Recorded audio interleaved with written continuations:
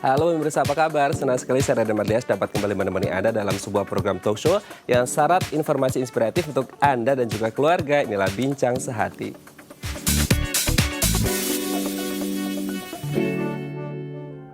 Ya, pemirsa, sakit kepala adalah rasa sakit atau yang nyeri gitu ya, yang muncul di kepala secara bertahap ataupun secara mendadak seperti itu. Ini merupakan penyakit yang umum terjadi, bahkan kabarnya nih 7 dari 10 orang pasti mengalami setidaknya sekali sakit kepala dalam setahun. Untuk tahap yang ringan, ini bisa diobati dengan obat-obatan. Tapi kalau sudah berat gitu ya, apalagi dipicu oleh penyakit serius tertentu, ini harus penanganan lebih lanjut. Nah, inilah topik yang akan kita bahas hari ini, yaitu waspada sakit kepala. Namun sebelum kita membahas lebih mendalam tentang waspada sakit kepala, kita akan membahas terlebih dahulu nih mitos dan fakta seputar kesehatan rambut. Kita lihat mitos fakta yang pertama. Keramas setiap hari menyebabkan rambut mudah rontok. Nah, ini yang sering kita dengar sehari-hari gitu ya. Tapi ada juga yang merasa dilematis nih. Kenapa? Karena setelah seharian bekerja di kantor atau kemudian lebih-lebih lagi mereka yang kerjanya outdoor gitu ya. Kalau pulang ke rumah pinginnya langsung keramas biar rambutnya bersih, nggak gatel dan tidurnya juga enak gitu. Tapi ada yang beranggapan bahwasanya kalau keramas setiap hari bisa nyebabin rambut rontok. Jadi dilematis nih, mau keramas atau enggak. Nah, itu kembali lagi pertanyaannya, ini mitos belaka atau fakta? Nanti kita bahas ya. Oke, kita lanjut ke mitos fakta yang kedua.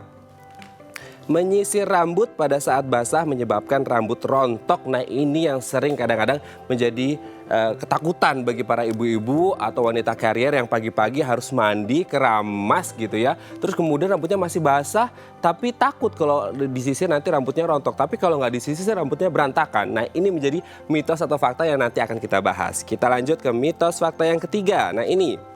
Memotong rambut bisa membantu pertumbuhan rambut. Ada yang bilang gini, kalau bisa rambutnya sering dipotong. Kenapa? Karena itu akan membuang rambut yang lama dan nanti akan tumbuh rambut yang baru lagi. Dan kabarnya nanti rambut yang baru ini akan tumbuh lebih sehat seperti itu. Apakah ini beneran fakta secara medis atau mitos belaka? Nanti kita bahas ya. Oke, kita lanjut ke mitos fakta yang keempat.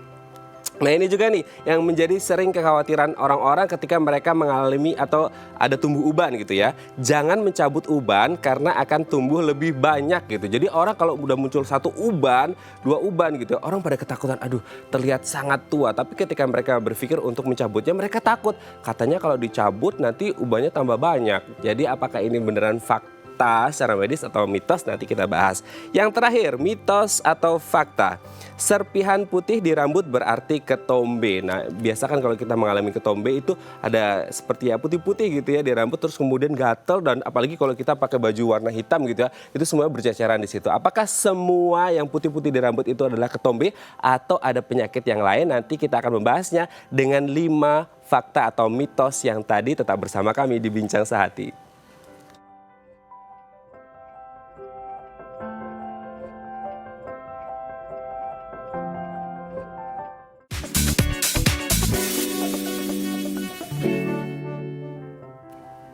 Baik, Anda masih bersama kami di Bincang Sehati dan kita masih membahas topik kita hari ini, waspada sakit kepala. Namun di segmen sebelumnya tadi kita sudah membahas nih beberapa mitos atau fakta seputar kesehatan rambut. Dan untuk mengklarifikasi apakah itu beneran fakta atau mitos belaka, telah tersambung bersama kami di sambungan Skype dengan Dr. Desi Tio SPKK, spesialis kulit dan kelamin dari Rumah Sakit Cinta Kasih Seci. Selamat pagi Dr. Desi, apa kabar? Selamat pagi Mas Raden, sehat? Alhamdulillah sehat Dr. Desi. Dok, hari ini kita akan membahas beberapa mitos atau fakta seputar kesehatan rambut nih dok ya. Kita lihat yang pertama. Ini yang sering terjadi atau kita dengar juga nih dok di kehidupan sehari-hari kita. Apakah benar keramas setiap hari menyebabkan rambut mudah rontok? Tapi kalau untuk orang yang kerja di outdoor gitu ya, kalau untuk yang indoor oke lah gitu, nggak harus keramas setiap hari. Tapi kalau untuk yang kerja di outdoor kan mau nggak mau kayak ada kotor gitu ya, akhirnya mau nggak mau harus keramas. Kalau nggak keramas nggak bisa tidur. Tapi mereka juga takut, ada mitos mengatakan bahwasanya kalau keramas setiap hari rontok. Gimana ini dok? Oke, nah sebetulnya ya kalau kita bahas lebih lanjut ya, rambut kita tuh pasti rontok, ya kan? Kalau nggak kita nggak ada tempat untuk tumbuh rambut yang baru, bener toh? Nah kemudian kalau misalnya rontok, kita hitung kurang dari 100 helai, kita nggak usah khawatir. Jadi kalau ada rontok-rontok dikit mah tenang aja. Nah apalagi yang kerja outdoor dan zaman pandemi seperti ini lagi ya, kita harus keramas dan kita harus bersih-bersih pada saat kita pulang ke rumah. Jadi nggak usah khawatir keramas tiap hari menyebabkan rambut rontok, asal satu dipilih shampoo yang tepat, ya shampoo yang sesuai dengan rambut kita. Rambut kering ya pilih conditioner, rambut yang lepek jangan banyak-banyak conditioner. Nah kemudian cara keramas jangan terlalu digosok-gosok sampai wah kusut banget, itu yang kita nggak keramas aja rambut kita kusut kalau kita gosok-gosok terlalu keras. Seperti itu, sehingga kita harus mengurangi gesekan rambut. Kemudian sisirnya dipilih yang longgar-longgar, jadi kita nggak rontok juga rambutnya. Dan pilih shampoo yang lembut, jangan terlalu keras. Jadi aman-aman aja kita mau keramas setiap hari. Keuntungannya lebih banyak daripada kerugiannya. Oke, berarti Itu intinya maksudnya. aman gitu ya kalau mau keramas setiap Aman, hari lebih banyak iya, untungnya daripada ruginya seperti itu. ya Tapi daripada tidur sama kotoran ya. lebih nggak nyaman ya dok ya dan lebih nggak sehat seperti itu. Tapi memang aman Iya, dan iya, banyak iya, untungnya. Tapi harus dengan ya ada protokol-protokolnya gitu ya. Kayak nggak boleh menggosok terlalu iya, keras. Pilih shampoo yang sesuai dengan kondisi kulit kepala dan rambut kita seperti itu. Jadi bisa mensupport kesehatan rambut kita seperti itu ya. Jadi itu mitos iya, kalau semisal keramas setiap hari itu bisa iya, menyebabkan rambut rontok ya. Oke, kita lanjut ke mitos iya. fakta yang kedua, Dokter Desi. Mitos atau fakta? Apakah benar menyisir rambut pada saat basah menyebabkan rambut rontok? Nah ini kalau untuk wanita carrier yang pagi-pagi harus berangkat kerja tapi baru keramas itu ribet banget, dilematis. Antara disisir tapi takut rontok gitu ya, nggak disisir itu bisa berantakan kemana-mana. Mitos atau fakta dokter?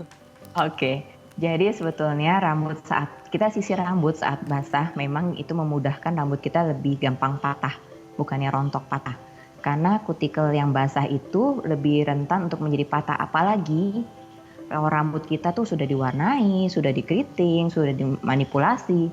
Itu gesekan antar rambut saat rambut basah itu lebih mudah menjadi rusak dan patah.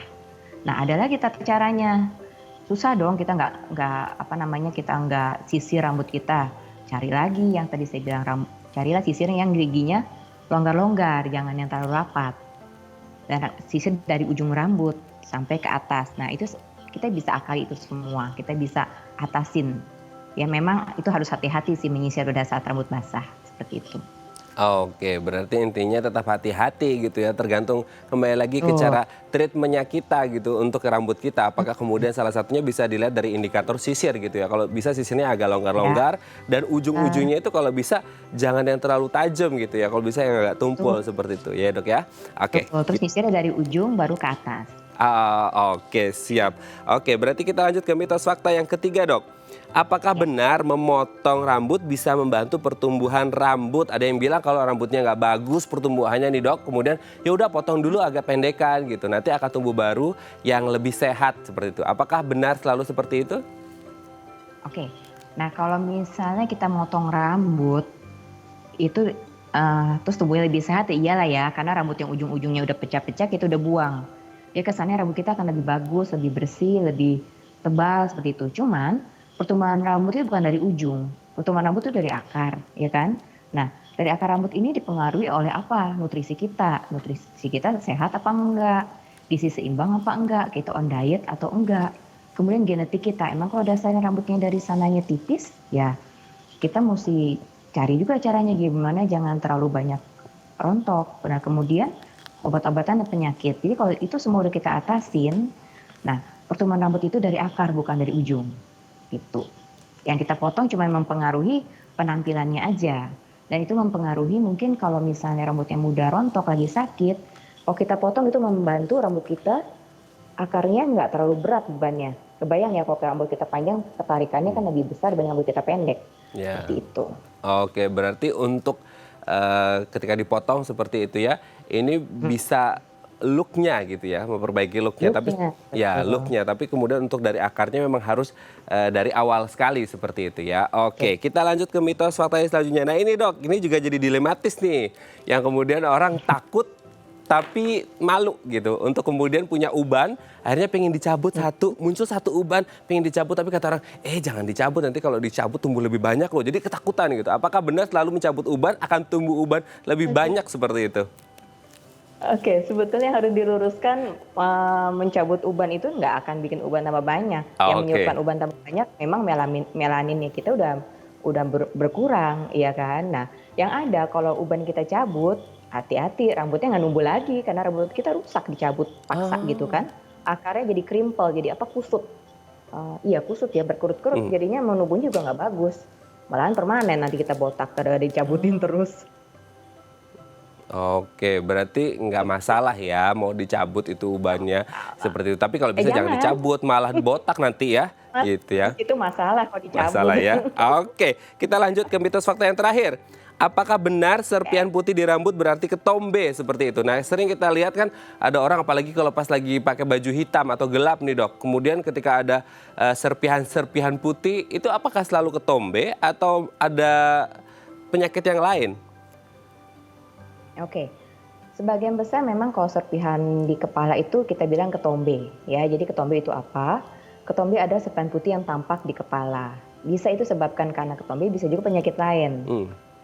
Nah, ketombe itu disebabkan oleh jamur yang pernah kita bahas dulu ya. Nah, jamur yang gara-gara tadi kita jarang keramas tuh, jadi jamurnya tambah subur, terus kita sakit, jamur juga tambah subur. Nah, serpihan lain yang bukan ketombe yang di kepala bisa gara-gara iritan kontak dermatitis karena kita memakai produk yang terlalu keras sehingga rambut kita bersisik, atau jamuran yang benar jamur, atau orang yang udah tua yang memang kulit kepalanya kering. Jadi sebagian besar serpihan kepala itu bisa ketombe, sebagian kecil bisa juga enggak. Seperti itu. Oke, tapi bedanya ketombe dengan tidak apa sih, Dok? Apakah kemudian kalau ketombe kan katanya gatal gitu ya. Tapi kalau untuk yang non ketombe berarti ini gatal juga atau tidak? Atau sesuai kondisinya? Sesuai kondisinya. Hmm. Kadang-kadang non ketombe juga bisa gatal, Oh. kayak iritasi kontak dermatitis itu juga gatal. Jadi yang kalau ketombe itu biasa sisiknya itu dia ada yang tipis-tipis, ada yang lengket atau agak basah.